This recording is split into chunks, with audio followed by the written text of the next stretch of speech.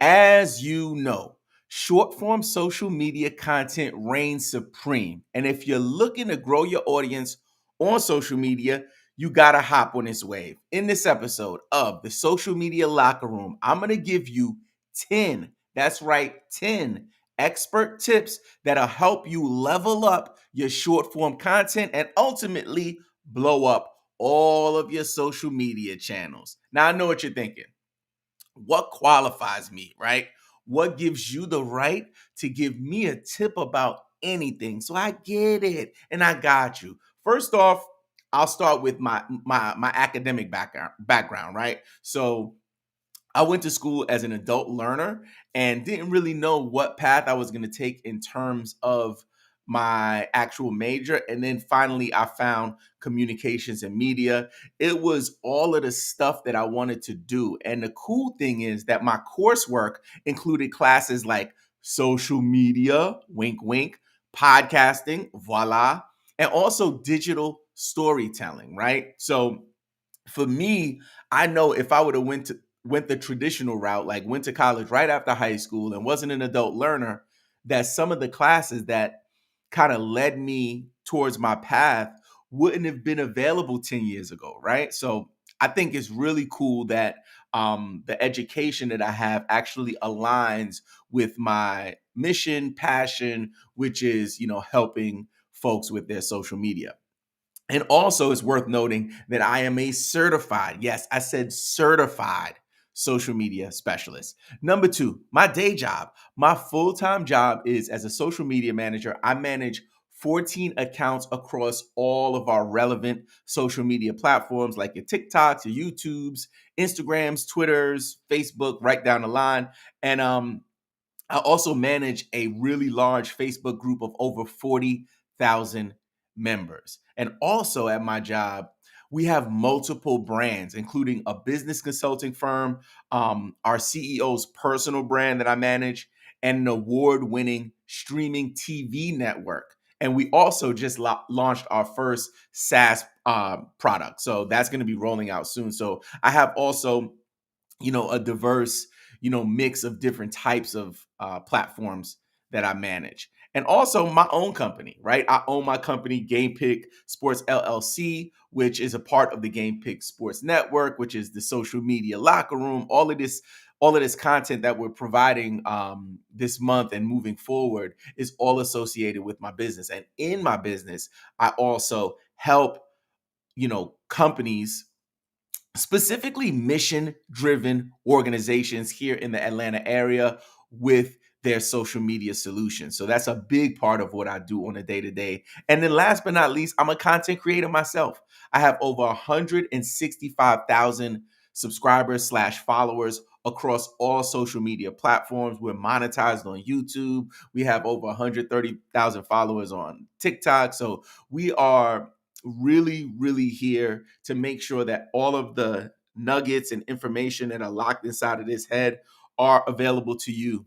And that's really what this is all about. And that's why we're launching the social media locker room. This is actually our second episode of the show, but the first one was kind of an edited, fast moving 10-minute short clip, which is really dope. And you can go check it out on our YouTube channel. But, I wanted to do something a little more conversational so I can really just connect with you and make sure that I provide that value. Also, it'll be, remiss of me not to mention that we are live on a couple of new platforms today. So big shout out to anyone who's catching this on LinkedIn, which is wild. We're going live on LinkedIn. Also, we're on Kick, which is a new streaming platform. If you're not familiar with it, we're also streaming in our Facebook group, our social media locker room Facebook group of about 300 participants. Big shout out to Danny, who gave me the keys to the car a little while ago to run that group, and I'm trying to kind of get it cooking again. And then we have Twitter. We also streaming live on our Facebook group for Game Pick Sports LLC, or for the Game Pick Sports network, I should say. And then last but not least, we're streaming live on YouTube. So it's super exciting. I'm gonna have a sip of this coffee so I can I know you guys want these gems, so I'm gonna go ahead and drop something on you. Mm. Using this oat milk creamer. Yo, this sweet oat milk creamer, which is crazy good, yo. It's so good. If you are on any of our platforms, you might see a video above this that's about 15 seconds long. Earlier this morning, yo, I started streaming, y'all, and it was not the stream just wasn't streaming. I had everything set up. I was locked into all of these channels. I had my thumbnail, everything, and all of a sudden, like I started streaming and there was no visual. So I had to switch cameras, just kind of a mess. But hey, that's a part of the game. Also, all of these episodes will be available in audio form on all of the relevant stream podcast platforms. So you could check us out on Spotify, Apple Podcasts, wherever you listen to your favorite podcast. So let's get into it. So the first tip, the first tip, if you are trying to blow up on social media, and please don't turn off the camera. Don't leave when I say this. Don't be upset with me. This is just something that I have to do. But I promise you, when I finish dropping this one, you're going to have a different take on it. You're going to have a different opinion. So you have to start with a remarkable hook. I know. Listen, I'm tired of hearing that. If I hear another social media coach or guru say, you got to have a good hook, like the first 3 seconds is just so important. Like for me, I throw up in my mouth a little bit when I say it, y'all. It ain't no fun. But I have an unconventional method that works well for me personally as a content creator. It works well for my mentors. Some of my mentors who kind of coach me on short form video, they either manage some of the biggest people out there, or they're the biggest creators themselves. And also, this is something that works for my paying clients, folks who pay money for my company and me to create their short form video content. So this works for me, for my mentors, and for the clients, right? And it might be a bit controversial, but hear me out on this one. When I say hooks, I'm really talking about topics and questions. Write that down. Topics and questions. What we've been trained to believe is that when you are creating a hook, you're creating like a script, right? So your script could be something like, hey, top 3 ways to save money on, on your bills this month. That's not a hook to me. It used to be. And if you want to consider it a hook because it's what you say in the first 3 seconds of your video, I wouldn't disagree with that. So technically, yeah, it is a hook, but that's not how we hooking no more. The hooks ain't hooking, y'all. The hooks ain't hooking no more. So this is what you do. So stop scripting. Write this down. Stop scripting and just start talking. Stop scripting and just start talking. Get in front of the camera, let it roll. Stop worrying about, yo, let me write out this whole script. You know what I'm saying? Like, I wouldn't be against you doing a bullet point script, but unless you're a person that really struggles with public speaking or struggles with even communicating openly, like, and just having a conversation, then maybe you need to script it out. I get it. But the people who are likely consuming this information right now are people who are creators. People who are creators or people who are producers of content for others, for clients, or whatever it may be. And you have that gift where you can either pull out the information out of your subject, or if you're in front of the camera, you can actually talk your way into creating good content. Just speak freely. And the thing that you're talking about, you have to be an expert on, right? So don't go in there talking about, you know what I'm saying, osteoporosis if you don't know about it. You have to be knowledgeable on the topic that you choose. So if you're not knowledgeable on it and you're and you're super passionate about speaking about that thing, make sure that you do your homework.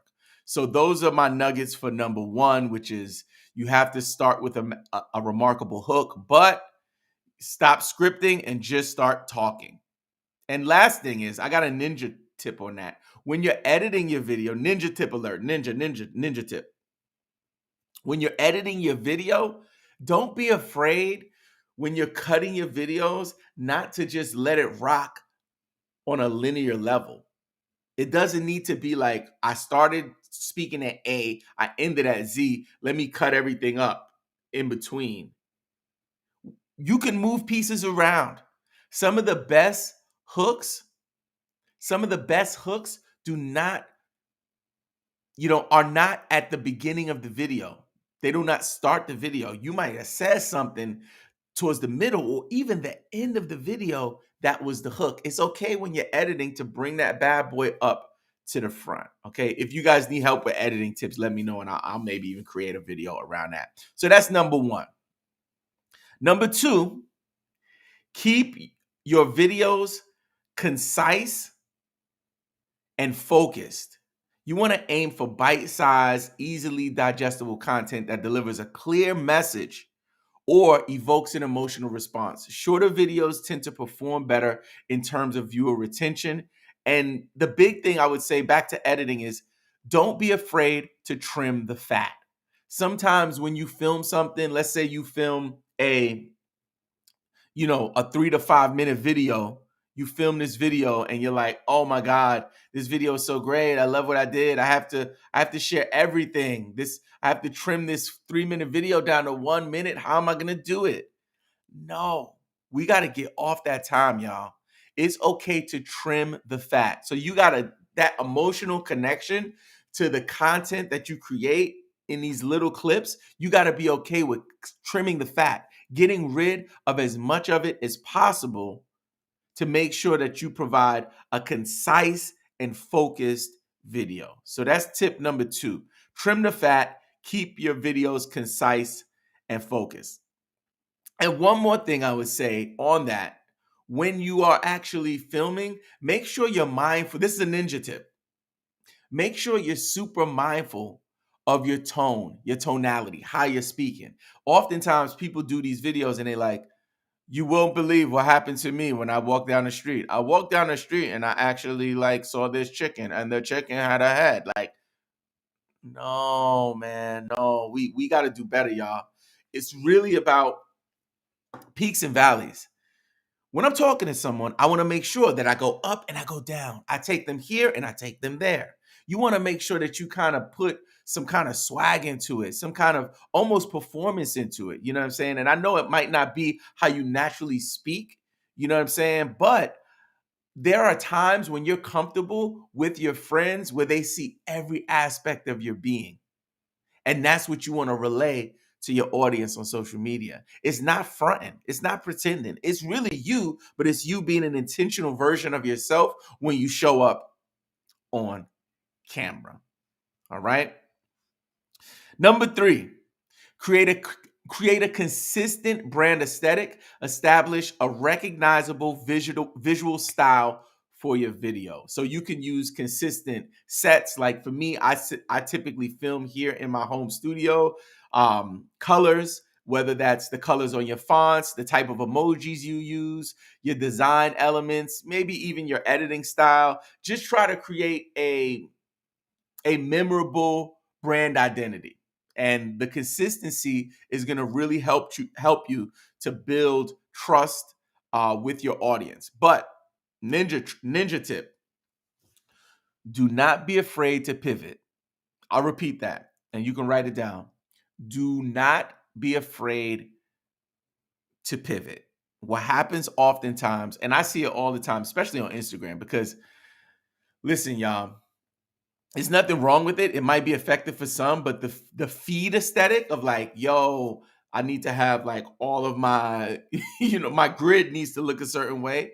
Like, that's cool. There's nothing wrong with it, but that's not going to make or break your account. There are tons of accounts that are super successful without doing that. on the other side of that coin, there are a bunch of them that are successful. So you just got to find what works for you. Your aesthetic doesn't need to look like the next person's aesthetic. But I would say this: if it ain't working, it's okay to pivot. It's okay to change the colors of your fonts. It's okay to change your locations, your set, try filming outside. It's okay to use a mic. It's okay to not use a mic. If you feel like things are not working, it's okay to pivot. One little caveat there: I wouldn't go day to day, week to week with that. What does that mean? If something doesn't work after a week, I'm not giving up on it. If you believe in it and you think it's good, I rock with you and I rock with that. I would say give it at least 90 days. 90 days is kind of like my test.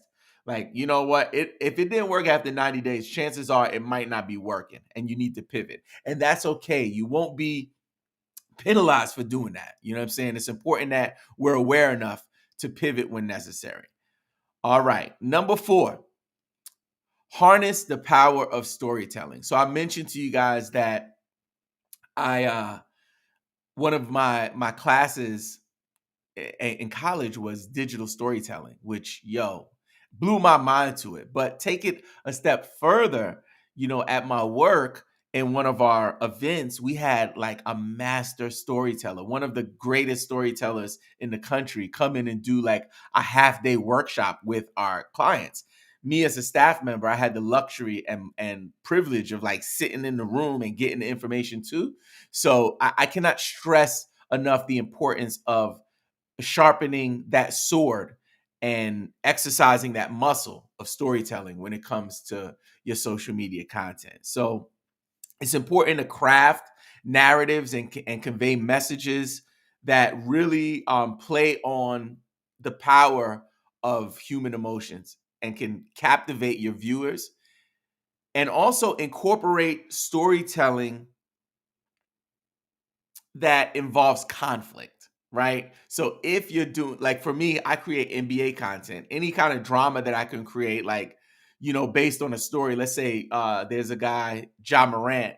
He's a basketball player who has a bunch of stuff, including showing weapons on IG Live. When I saw that come out, I knew that I could create some kind of content that would, evoke some emotions in people. Also, you want to make make sure your content around stories has relevant characters, people who are relatable. So I think and this is a ninja trick too, I think there is a misconception that when people say storytelling, they need to be stories about you. They do not. The stories don't necessarily need to be about you. You can make a list of stories, and the stories don't have to be yours. You know what I'm saying? So don't feel like, like, man, I'm like nothing interesting is happening to me. Like, what am I gonna do a story about? Like, I don't have anything to do a story about. No, the stories don't have to be about you. Okay, so that's a good one. Number 5, spend time researching. This is something that is totally neglected in so many spaces. I think people are so busy wanting to create the content that they feel like consuming the content is a waste of time. That is not true. Anyone who's good at this spends time observing and consuming this. Now, I would say, don't waste your whole life. Like, if you got 24 hours in a day, you know, 8 to 10 hours, if you look at your screen time app, you know what I'm saying, or whatever, and you're spending 8 to 10 hours, that's not good. Even if it's creating and consuming, right? You don't need to spend that much time on these social media platforms doing research. But what you should do is schedule some time. What I have on my calendar now is 30 minutes a day of intentional research based consumption. Like 30 minutes, I'm on like taking notes, y'all. Like, who are the creators that I really like? What was their, most successful piece of content in the last week? What was their hook? How long was the video? Where did they shoot it? Did they use trending audio? Like all of that good stuff. It has to be almost as if you're conducting a scientific observation. You got to look at it like it's science in order for you to really get the most out of your you know, exploration time.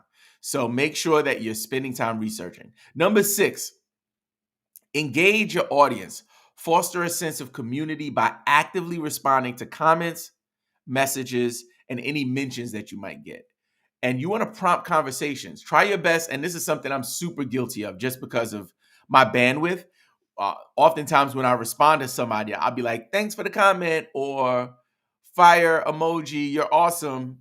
But really, when I'm in my bag, what I'm doing is, oh my God, what makes you think what makes you say that? Or, oh my God, where are you based? You know, hey, what did you like most about this video? If you respond to a comment with a question, you are opening the door to send signals, waves of signals to the respective social media platform that that post or that, you know, that piece of content is cooking.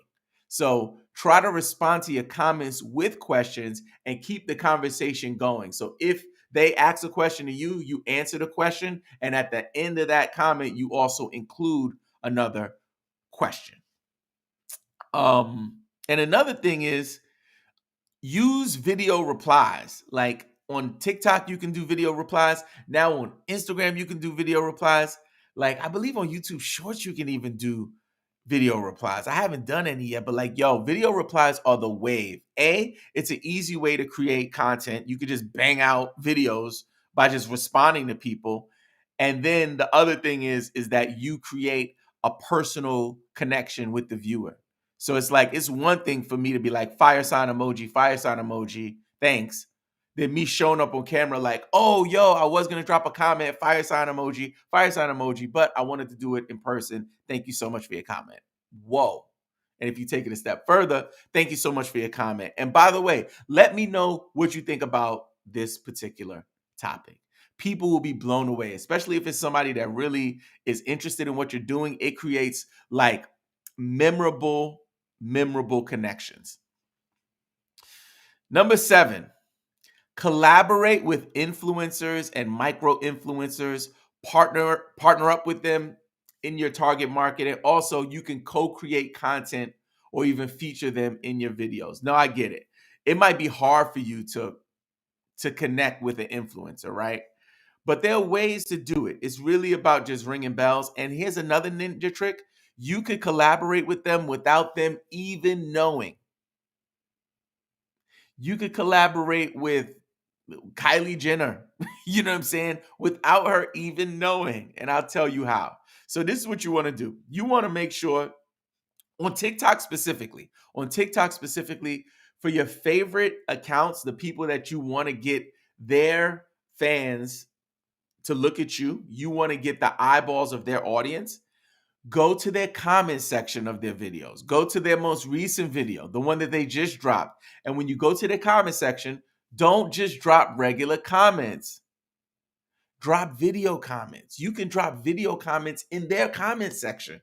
So it creates a video on your page. And then when everybody is scrolling and they see like text, all of a sudden they're going to see this face of this person like, yo, I'm putting myself out there. I'm getting on Kylie Jenner's comment page. What's going to happen is they're going to click on you. They're going to go see your page. If they like what you're doing, they might even follow you or be a subscriber.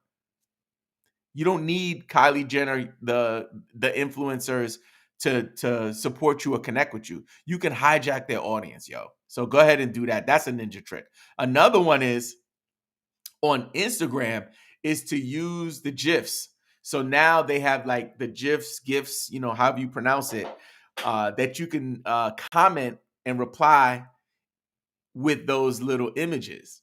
That's dope. That's another thing that, it's really about pattern interrupt. People scroll casually through comment sections, through feeds. If you can do something to abruptly make them pay attention to you, then you'd have an advantage there. So that's another thing. For Instagram, you could also, actually comment just with text, but I would strongly recommend using those GIF images to kind of like stop the scroll. Okay. Number 8, Ride the wave of trending topics. Keep an eye out for trending topics, challenges, viral memes, and incorporate these into your videos in a creative way. Capitalize on current trends and make sure that you create content that will help you kind of gain the visibility that you're looking for. And also, creating that kind of content increases shareability. People will want to share those kind of videos. Now, there are ways to find trending, content on all of these platforms. On Instagram specifically, they have like a whole trending section now, but there are actually services that you can pay that will send you the stuff, which is really dope. Now, at the moment, I do not have, unfortunately, I do not have the bandwidth to create a paid, monthly or weekly report to give you these trends. However, I do have an email list, and on that email list, I try my best to share out free information for you. So if you're interested in that, all you have to do is visit bit.ly/Robin Marks Nathaniel. That's bit.ly/ROBIN MARKSNathaniel. So bit.ly/Robin Marks Nathaniel. And every week or two, I send out the trends that I get from the services that I use, but also I'm on a bunch of different newsletters with information about social media, about artificial intelligence, and I'll be sharing that out with you. So please sign up for that. Number 9, optimize for platform specific features. This is good, y'all. This is good. Different social media platforms have unique features such as duets on TikTok, remixes on Reels, but also there are new things happening all the time. On Instagram, for example, they just dropped broadcast channels. I think a couple of months ago, maybe it might have been around for a few weeks. But broadcast channels are really dope. It's essentially like having a one-way email, service or something. Like you could send a message out to everyone who subscribes to your broadcast channel, and they can't like go into the group chat and respond or anything. It's just really powerful in terms of marketing and getting your word out about launches, products, even posts. If you have a post that you're about to drop, you could give them a heads up like, hey, I'm about to post this, but I wanted you guys to see it first. What do you think? It's just a really great way to build connection with your audience. Now, there's another feature, I would even say another app, even like that just dropped, like literally today. It dropped. Today's the 6th when I'm recording this. Time of recording this is July 6th. And Instagram just dropped Threads. Threads. And what is Threads? Threads is like Instagram's Twitter. Like they going at Elon right now, yo. It's wild. So if you want to get Threads, all you have to do is go to the settings section of your Instagram page, and it'll be a big thing saying Threads, and you just click it, and you can go claim your username. It seems like it's gonna be pretty dope, yo. So I'm testing it out today. I'll let you know maybe in the next episode what I think about it. And if you guys have questions about any of that, please drop them in the comments and let me know. Next up is number 10. This is our last one, and this one is from the heart, y'all. I talked about tonality earlier. Let me get a sip of this coffee so I can really drive this home.